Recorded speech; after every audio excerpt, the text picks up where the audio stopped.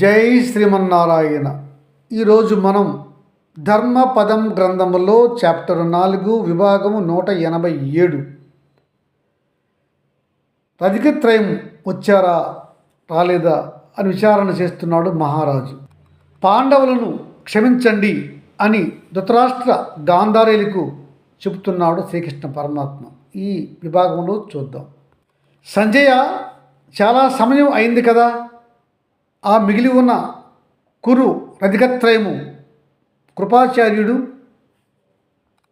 కృతవర్మ, అశ్వత్థామ వచ్చి కలిశారా దుర్యోధనుడిని అని అడగ్గా అంటున్నాడు, మహారాజా ఇంకా ఆ కురు రధికత్రయం వచ్చి దుర్యోధనుడిని కలవలేదు. మహారాజా, పాండవులు శ్రీకృష్ణ పరమాత్మ సాత్యకి విజయ గర్వముతో కురుక్షేత్రంలోని గుడారాలను ఖాళీ చేసి వాగవతి అనే నది వద్ద నూతనంగా గుడారాలను నిర్మించుకొని అక్కడ ఆ రాత్రి బస చేశారు. ధర్మరాజు బాధపడుతూ ఉన్నాడు. పాండవులు వల్ల కౌరవులు నశించిపోయారు అనే బాధ పెదతల్లి గాంధారికి, పెదనాన్న ధృతరాష్ట్రునికి ఉంటుంది. ఏమవుతుందో అని బాధతో ఆలోచిస్తూ కృష్ణ పరమాత్మ త్వరగా మనం హస్తినకు వెళ్దాం అని అంటున్నాడు. ఈ సమయంలో మనం మహాభారతాన్ని జనమేజయుడికి చెప్తున్నటువంటి వైశంపాయనుడితో అంటున్నాడు జనమేజయుడు, మహాత్మా, శ్రీకృష్ణ పరమాత్మ హస్తినకు వచ్చి అతడు చేసిన గొప్ప కార్యములు ఏమో నాకు చెప్పు అని అడుగుతున్నాడు. వైశంపాయనుడు చెప్తున్నాడు, మహారాజా జనమేజయ, శ్రీకృష్ణ పరమాత్మ హస్తినకు వచ్చి అంతఃపురానికి వెళ్ళి ధృతరాష్ట్ర మహారాజుని చూసే సైకి అక్కడ ధృతరాష్ట్ర మహారాజు గాంధారీల వద్ద వ్యాసమునిందుల వారు ఉన్నారు. శ్రీకృష్ణుడు వచిస్తున్నాడు. అతని యోచన ఏమిటి? దుర్యోధనుడిని అధర్మంగా సంహరించాడు భీముడు, అలాగే పాండవులు కౌరవులను సంహరించారనే కోపంతో మహాపతివ్రత శిరోమణైనటువంటి గాంధారీ మాత ఏమన్నా పాండవుల్ని శపిస్తుందో ఏమో అని అనుమానంతో శ్రీకృష్ణ పరమాత్మ వెళ్ళి ధృతరాష్ట్రుని, గాంధారిని వారిపైన కోపం వలదు అని చెప్పడానికి వెళ్తూ ముందుగా ధృతరాష్ట్రుని చేతులు పట్టుకొని, మామ ధృతరాష్ట్ర మహారాజా, నేను ఎంతగానో కృషి చేశాను సంధి చేద్దామని. మీరు మరియు దేవి గాంధారికి కూడా సంధికి ఒప్పుకున్నారు, భీష్ముల వారు ఒప్పుకున్నారు, కానీ నీ కుమారుడు ఒప్పుకోలేదు. యుద్ధమే కావాలని కోరాడు.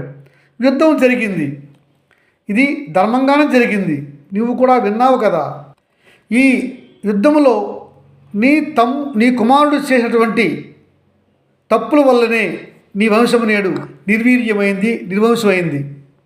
నీకు తెలుసు కదా, పాండవులు యుద్ధానికి సుముఖులు కారు, కానీ యుద్ధం వారికి తప్పలేదు. మహారాజా, రాజులు జోదం ఆడరా, గెలవరా, ఓడిపోరా. కానీ మహారాజా, ఒక రాజు భార్య కులస్త్రీ పతివ్రతను సభకు పిలిచి 100 మంది ఉన్న ఆ సభలో హీనంగా మాట్లాడి వేశ్య అని పిలిపించి జుత్తుపట్టి ఈడ్పించి బట్టలు ఈడ్పించుట ధర్మము కాదు కదా. నీకు తెలుసు కదా ఎంతటి ఘోరమైనటువంటి నరకము అది చేయించారు నీ కుమారులు కదా. దానికి కారణము నీ జ్యేష్ఠ కుమారుడే. నేను సంధికి వచ్చి ఆ పాండవులకు వారికి రావాల్సిన ధర్మబద్ధమైన రాజ్యం ఇమ్మన్నాను, ఇవ్వలేదు నీ కుమారుడు. నువ్వు చెప్పావు, అత్త చెప్పింది అని ఇవ్వలేదు. కనీసం ఆ పాండవులకి 5గురికి 5 గ్రామాలు ఇమ్మని అడిగాను, అవి కూడా ఇవ్వడానికి నీ కుమారుడు ఒప్పుకోలేదు. యుద్ధమే కానిమ్మన్నాడు. మామ, ఇందులో పాండవులది ఇసుమంతైనా తప్పు ఉన్నదా చెప్పు. మామ ధృతరాష్ట్ర మహారాజా, పాండవులు ధర్మబద్ధులు. ధర్మంగా వారి రాజ్యం వారికి రాకపోయేసరికి నీ కుమారుడు నిర్ణయించే విధముగానే వారి యుద్ధానికి సంసిద్ధులయ్యారు. నీ కుమారులు, నీ తరపు వీరులు కురుక్షేత్ర యుద్ధంలో 18 రోజులు కూడా చాలా అధర్మాలు చేశారు. గనుక పాండవులు కూడా అప్పుడప్పుడు చిన్నపాటి అధర్మాలు చేసి యుద్ధం చేశారు, నేను కాదన్ను. కానీ పెక్కుసార్లు ధర్మంగానే యుద్ధం చేశారు పాండవులు. మామ, నీ తమ్ముని కుమారులపైన నీకు కోపం ఏమన్నా ఉంటే దానిని తొలగించుకును, అదే ధర్మం. వారు ధర్మపరులు, ధర్మాన్ని వీడరు అని నీకు కూడా తెలుసు. వేరే గత్యంతరము లేక పాండవులు యుద్ధాన్ని దిగారు. దానికి కారణము నీ కుమారులే, అది కూడా నీకు తెలుసు. అందుకని తప్పని పరిస్థితుల్లో యుద్ధం చేసిన ఆ పాండవులను నీవు క్షమింపుము, అది నేను ప్రార్థిస్తున్నాను. ఈ పాండవులే కదా నీకు చివరిగా పరలోక వర్గక్రియలు చేయవలసిన వారు. నిన్ను పెద్దమ్మను బాధ పెడుతున్నాను అని చాలా మదన పడుతున్నాడు నీ తమ్ముని జ్యేష్ఠ కుమారుడు ధర్మరాజు. ఊరక్కున్నటువంటి ఆ ధృతరాష్ట్ర మహారాజుడు పక్కనే గాంధారీదేవి కనిపించింది శ్రీకృష్ణ పరమాత్మకు. అమ్మా గాంధారీదేవి, నీవు పరమోత్తమ రాజవంశానికి చెందిన రాజపుత్ర స్త్రీవి. ఇలాంటి ఉత్తమ రాజపుత్ర స్త్రీలు రాజవంశంలో అరుదుగా ఉంటారు. అధర్మంగా జ్యోతిసభలో నీ కుమారుడు ప్రవర్తించాడని నీకు తెలుసు. సంధి సభలో నేను చెప్పిన వాక్యములు ధర్మంగా ఉన్నాయి, వినమని కూడా నీవు చెప్పావు నీ కుమారుడికి. కానీ నీ కుమారుడు వినలేదు. అప్పుడు మహారాజుతో మాట్లాడుతూ, మహారాజా, శ్రీకృష్ణుడు ధర్మంగా సంధి చేస్తున్నాడు. నీవు ఈ దుర్యోధనుడి మాట వినకుండా సంధికి ఒప్పుకోనమని కూడా నీవు మహారాజుకు చెప్పావు. అట్టి ధర్మం తెలిసిన మహారాణివి మీరు. మాత, ఆనాడు కానీ దుర్యోధనుడు నీ మాట లేదా నా మాట, తండ్రి మాట, భీష్ముని మాట, ఋషుల మాట విని ఉంటే అర్ధరాజ్యం పాండవులకు ఇచ్చిన, లేదా కనీసము 5 గ్రామాలైనా ఇచ్చి ఉంటే ఈనాడు కురుక్షేత్రం జరిగి ఉండేదే కాదు. మీ కురువంశము నాశనం అయ్యేదే కాదు. నేను చెప్పిన మాటలలో ఇసుమంత కూడా అసత్యము లేదు. కురుసభలో సంధి విఫలం చేసి యుద్ధమే జరగవాలని నీ జ్యేష్ఠ కుమారుడు కోరుకున్నాడు. యుద్ధము నష్టం వస్తుంది, వద్దు అని నీవు వారించావు నీ కుమారుడిని. కానీ వినలేదు. నేడు వాస్తవికత బయటపడినది. అత్త మహారాణి గాంధారీ మాత, నీవు ఉత్తమ పతివ్రత శిరోమణివి. నీలాంటి ఉత్తములకు కోపం వస్తే ఈ భూమి మాడి మసైపోదా?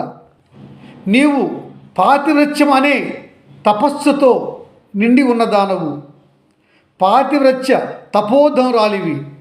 గనుక నీవు పాండవులను ఆలోచించి, వారు ధర్మంగానే యుద్ధంకు వెళ్ళారు, ఇష్టం లేకపోయినా కుమారుడు దుర్యోధనుడు వల్లనే వారు యుద్ధానికి ముందుకు వచ్చారు, యుద్ధం చేశారు అని తెలుసుకొని వారిని క్షమింపుము అని శ్రీకృష్ణ పరమాత్మ ముందుగా ధృతరాష్ట్ర మహారాజుకి, తరువాత గాంధారీ మాతకు పాండవుల గురించి నచ్చజెప్ప చూశాడు అని జనమేజయ మహారాజుకు వివరించాడు వంశంపాయనుడు. జనమేజయ మహారాజు అంటున్నాడు, వంశంపాయన మహర్షి అలా శ్రీకృష్ణ పరమాత్మ ధర్మబద్ధమైన ప్రసంగం చేశాడు గుడ్డిరాజు ముందు, గాంధారీ మాత ముందు. మరి వారు ఈ విధంగా స్పందించారు చెప్పు అని అడిగాడు.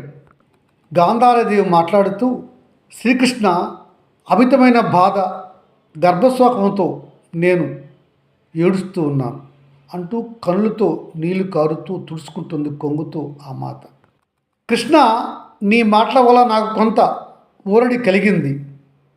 శ్రీకృష్ణ, నీవు సాక్షాత్తు నారాయణుడివని, ధర్మ సంస్థాపనకే భూమిపైన అవతరించావని నాకు వ్యాసమునిందుల వారు, నారదమునిందులు సభలో చెప్పిన విధము, మార్కండేయ మహర్షి చెప్పిన మాటల బట్టి నాకు తెలిసింది.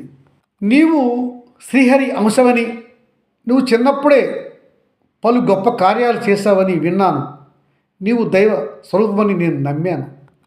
శ్రీకృష్ణ, ఓ అపరిమిత ప్రభు, ఈ రాజు గుడ్డివాడు, నేను నేడు పుత్రహీనను. మా ఇద్దరము హీన స్థితిలో ఉన్నాం. కనుక మమ్మలను కాపాడే బాధ్యత నీకు, ఆ పాండవులకి ఉన్నది కదా. అమ్మ గాంధారి, పాండవులకు, ముఖ్యంగా ధర్మరాజుకు ఇది బాధ్యత. నిన్ను మహారాజుని గౌరవంగా చూసుకునే బాధ్యత వాళ్ళకు ఉన్నది అని చెప్పాడు శ్రీకృష్ణ పరమాత్మ. మళ్ళా సంజయుడు మాట్లాడుతున్నాడు ధృతరాష్ట్రునితో. మహారాజా, శ్రీకృష్ణ పరమాత్ముడి యొక్క దివ్య దృష్టికి కానవచ్చింది. అశ్వత్థామ అతని అనుచరు ఇద్దరు మిత్రులు పాండవుల యొక్క ఇతర వర్గానికి హాని తలపెట్టడానికి రాత్రిపూట వారు రచించిన పథకం కనిపిస్తూ ఉన్నది శ్రీకృష్ణ పరమాత్మకు. ఆ విషయాన్ని శ్రీకృష్ణ పరమాత్ముడు గాంధారికి ధృతరాష్ట్రునికి చెప్తున్నాడు. అర్ధరాత్రి పాండవులను వారిను నిద్రపోతూ ఉండగా సంహరించాలని మిగిలిన కురు రథికత్రయము కృపాచార్యుడు, అశ్వత్థామ, కృతవర్మ ఈ ముగ్గురు కలిసి రాత్రిగా నిద్రిస్తున్న పాండవులను, పాండవ కుమారులను, పాండవ వీరులను సంహరించాలని ప్రయత్నం చేస్తున్నారని చెప్పాడు శ్రీకృష్ణ పరమాత్మ మహారాణికి, మహారాజుకు. అప్పుడు స్పందించిన గాంధారీదేవి అంటుంది, శ్రీకృష్ణ త్వరగా వెళ్ళు, అట్లాంటి అన్యాయ యుద్ధం జరగకుండా చూడు. పాండవులు ధర్మాత్ములు, వారి సంతానాన్ని కాపాడు అని కోరింది గాంధారీదేవి శ్రీకృష్ణుడిని. వ్యాస మహర్షి గాంధారీదేవి ధృతరాష్ట్ర మహారాజు వద్ద సెలవు తీసుకొని శ్రీకృష్ణ పరమాత్మ పాండవులు ఉన్న చోటికి త్వరగా వెళ్ళాడు. శ్రీకృష్ణ పరమాత్మ వెళ్ళిపోయిన తర్వాత చెప్తున్నాడు వ్యాస మునీంద్రుల వారు తన కోడలకు, అమ్మ గాంధారి, శ్రీకృష్ణ పరమాత్ముడు చెప్పినవన్నీ కూడా అక్షర సత్యాలే. శ్రీకృష్ణ పరమాత్మ చెప్పిన విధముగా మీరు ప్రవర్తించండి, నడుచుకోండి అని చెప్పి అదృశ్యమయ్యాడు వ్యాసమునీంద్రుల వారు. అలా వ్యాసమునీంద్రుల వారు వెళ్ళిపోయిన తర్వాత మహారాజు అడుగుతున్నాడు సంజయుడిని, సంజయ, అక్కడ నా కుమారుడి స్థితి ఎలా ఉన్నది చెప్పు అన్నాడు. ఆ దుర్మార్గుడు, దుష్టుడు, పొగరబోతు భీముడు నా కుమారుడిని అన్యాయంగా తొడలు విరగ్గొట్టి పడేశాడు, తలపై తన్నాడు. మహారాజా, నేను వెళ్ళి దుర్యోధనుడిని కలిశాను, అతని స్థితి చెప్తాను వినండి అన్నాడు సంజయుడు మహారాజుతో. జై శ్రీమన్నారాయణ.